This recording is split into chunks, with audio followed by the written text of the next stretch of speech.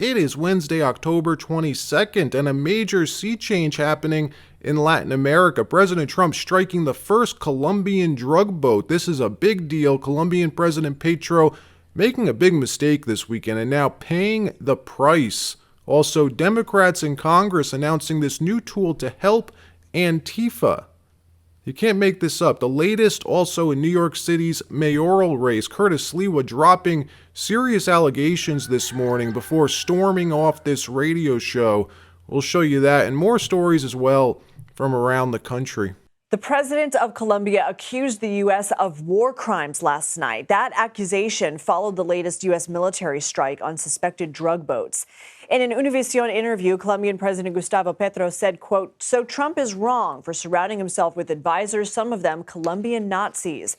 For more on this, I want to bring in CBS News correspondent Lilia Luciano. Lilia, you've been covering the story. How did we get here? Been covering the story for many, many years, especially the story about the war on drugs. We got here a very long time ago, but let's keep it short and current. This war of words has continued to escalate. You have to consider that we're talking about two administrations that are on two pretty far ends of the spectrum. Petro is Colombia's most leftist president.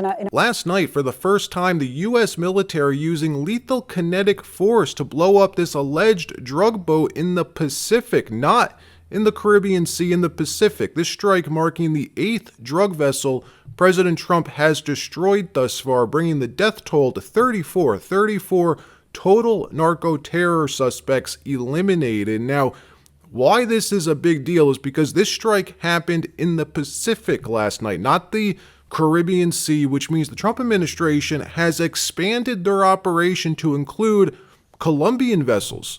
Up until now, all prior strikes were of drug boats leaving Venezuela, happening in international waters. Well, not anymore. As you can see on this map, anything in the Pacific means the vessel left from Colombia, or at least not from Venezuela. Venezuelan President Nicolas Maduro saying yesterday, if the U.S. touches Colombia, they touch Venezuela. Colombia knows that we are one, and whatever happens to Colombia happens to Venezuela and vice versa. That's a big deal. For years, Colombia was our ally, a U.S. ally. They were pro-American, pro-capitalism. What in the world is happening here? For over a century, Colombia has worked tirelessly to be a strategic partner to the United States. We're seeing a shift, folks, a real shift in Latin America. Over the weekend, President Petro of Colombia said this about Trump's drug war, his war on drugs. Watch what he said. Pero al enfrentar el tema en el Mar Caribe, que nada tiene que ver con el fentanilo, lo que los Estados Unidos está produciendo es que lo que quiere es el petróleo de Venezuela y de Guyana. La codicia petrolera es la que está detrás de la estrategia que está tirando misiles sobre pescadores. President Trump having none of this. He held off for weeks, starting with Venezuela. Everyone was asking, why not Colombia? Why not Mexico? Why is he only striking Venezuela when the drugs clearly come from Colombia? He gave the Colombians a chance to get on board, and they refused. Marco Rubio's State Department, they've been trying to keep a united front here, but Colombia's new president, their newly elected president, is uber left-wing socialist Gustavo Petro, refusing. Trump over the weekend having enough, informing the world about what he learned about Colombia's new president. Trump posting this, President Gustavo Petro of Colombia is an illegal drug leader strongly encouraging the mass production of drugs in big and small fields all over Colombia.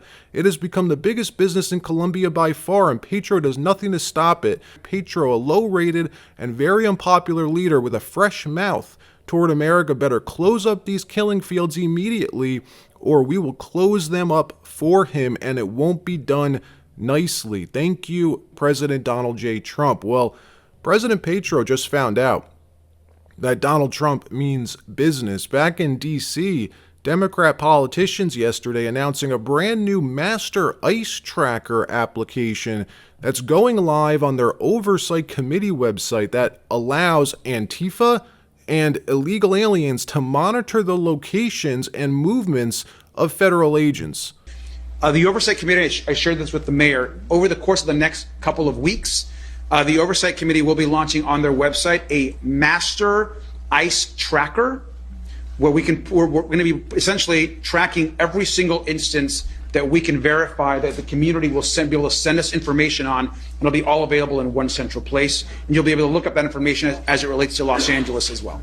A new tool to help illegals avoid deportation. And Antifa gives Antifa this feed to target officers. That's what this will essentially do. California Congressman Robert Garcia saying this tool will give California residents, i.e. illegal aliens, a new option and tool available for free in the coming weeks to help get ahead of the federal government. AG Pam Bondi posting on X yesterday about this, writing, the Justice Department has zero tolerance for violence against law enforcement. We will prosecute any person who physically assaults our agents. This coming as ICE is facing over a 1,000% increase in assaults. It's almost as if Democrats want to incite more violence against these federal agents. In recent weeks, we've reported vehicle ramming attacks to agents being shot in the field. Almost all of the violence, by the way, being perpetrated by these radical leftists, not the illegals themselves. Meanwhile, activist judges continue blocking the Trump administration from deploying the National Guard to help protect the agents who are conducting these deportation operations. Deportations, mind you, that Americans voted for overwhelmingly in November's election. Meanwhile, in the great state of Tennessee, a state whose governor invited in the National Guard, is seeing a massive positive adjustment in violent crime. Even Democrats in the state, in Tennessee, admitting since Trump's order on September 15th establishing this Memphis Safe Task Force and providing National Guard personnel, saying the difference is like night and day. Watch what he said. Yeah. So what's your overall take, though, on the Memphis Safe Task Force? Because some are, of course, touting, saying crime numbers are really dropping down. Other folks are saying, well, I think they were already dropping before they got here. How do you see it, Representative? Yeah, you know, they were already dropping before they got here, and apparently they're dropping more. You know, you can't argue that. I mean, you know, you can see behavioral differences, you know, in our communities. You know, people are rushing out to get their tags now, right?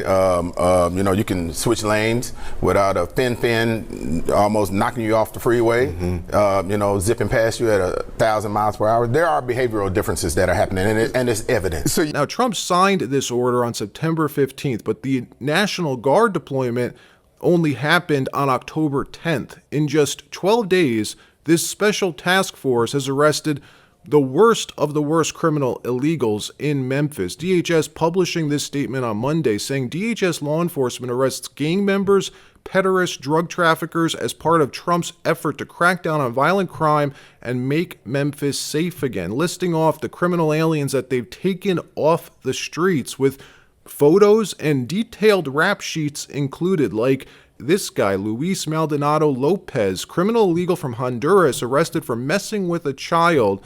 Jose Mina Perez, criminal alien and Sereno 13 gang member from Mexico, convicted of burglary, destroying evidence, unlawful carry of weapons, larceny, narcotics, assault, aggravated assault with a weapon. This guy, Wilmer Flores Godoy, another criminal alien from Honduras, possession of a firearm, arrested for larceny. Luis Alberto Mandala, criminal alien from Mexico, arrested for domestic violence, aggravated assault of a cop, and resisting arrest, and more and more and more of them, folks. These are criminal aliens, many of whom entered the country during the Biden administration open border days over the last 4 or 5 years, and Democrats appear to be protecting them from deportation, fighting tooth and nail for these people instead of American citizens.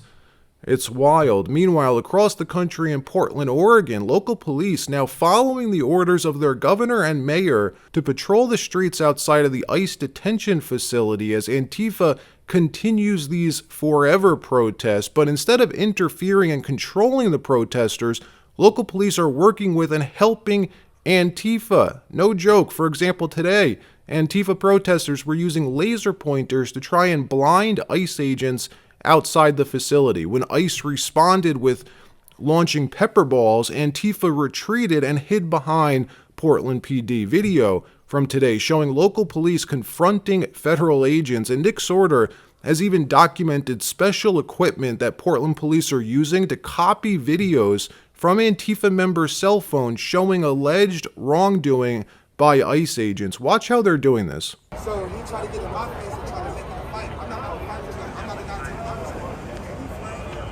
Put your hands on me, though, it's going to be a problem. But at the end of the day, I'm peacefully protesting. I'm peacefully showing what's going on. I got a reputation, though. I got respect. I interviewed everybody down here. I interviewed the police, everybody down here about why they down here, what they down here for. My name is Ted City. I have an Instagram. My Instagram is _Mike_Michael. Thank you, man. EX7.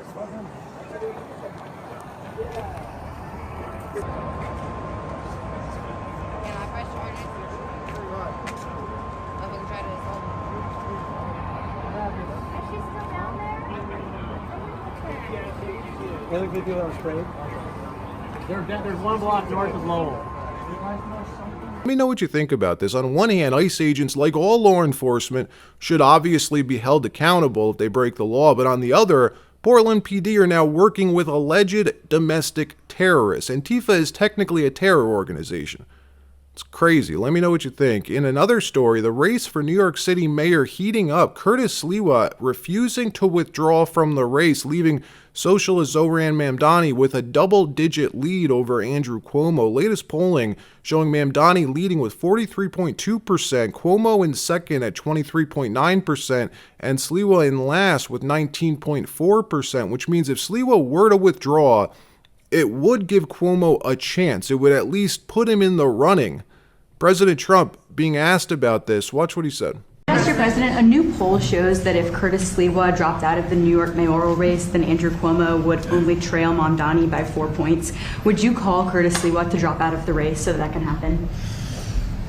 Well, I looked at the polls, and looks like we're going to have a communist as the mayor of New York. It'll be very interesting. But here's the good news. He's got to go through the White House. Everything goes through the White House. At least this White House it does. And we'll have to see what happens. But if he dropped out, he's not going to win. And not looking too good for Cuomo either. But maybe, I don't know, if he dropped out, maybe Cuomo would have a little bit of a chance, but not much. Because it looks like the lead is, it's not a great lead, but it's big enough that he should be able to win. So, I don't know that I want to get involved. It's really a question of, would I rather have a Democrat or a communist? And I would rather have a Democrat than a communist. Will you meet with Mamdani if he wins? Yeah, I'll speak to him.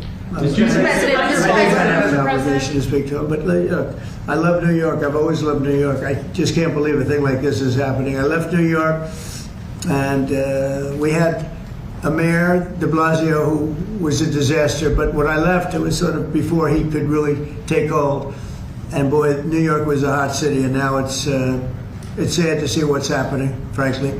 And with the communists in charge, look, you just go back 1,000 years. I mean, it's been done many times, 1,000 years.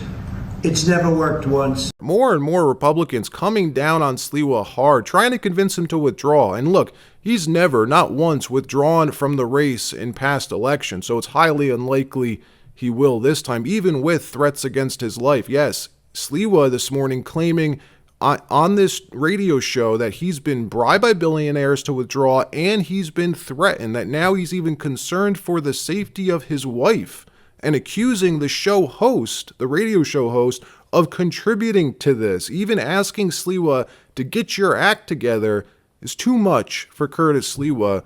Watch. So far, you've been on this show for 8 minutes, and all you've talked about is Cuomo. And I know you hate him. And I'm going to be honest with you, Curtis, because we've been friends for a long time. I don't feel like you're running against Mamdani anymore. I really don't.